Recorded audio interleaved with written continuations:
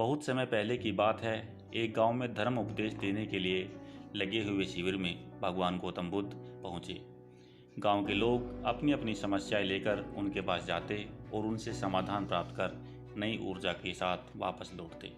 गांव के बाहर एक गरीब राह में बैठा बुद्ध के पास आते जाते लोगों को निहारता रहता। उसने क्या देखा?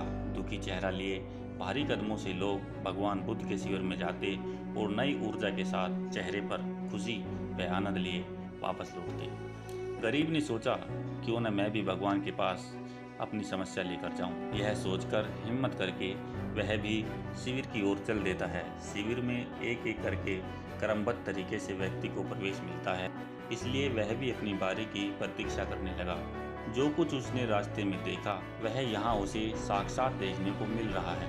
लोग एक एक कर अपनी समस्याएं बता रहे थे। भगवान गौतम बुद्ध चुपचाप शांति से सबकी समस्याएं सुनते और जवाब देते। उसकी भी बारी आई। उसने भगवान गौतम बुद्ध को प्रणाम किया और बोला, भगवान मैं ही गरीब क्यों?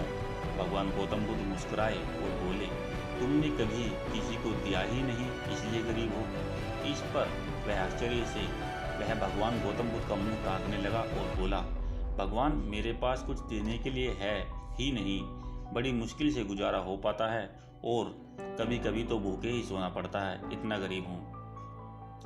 भगवान बुद्ध शांत स्वभाव से बोले, तुम्हारे पास एक चेहरा है, किसी को भी मुस्कुराहट दे सकते हो। तुम्हारे पास मुंह है, किसी को भी प्रशंसा भरे कुछ शब्द दे सकते हो। जो हाथ तुम्हारे पास हैं, किसी की भी मदद कर सकते हो। दरअसल जिसके पास में ये तीन चीज़ें हैं वह भला कैसे गरीब हो सकता है।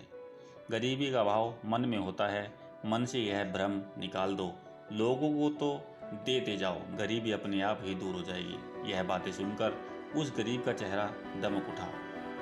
उसे अपने प्रश्न का उत्तर मिल चुका है। अब उसके मन से गरीबी का भाव दूर हो गया।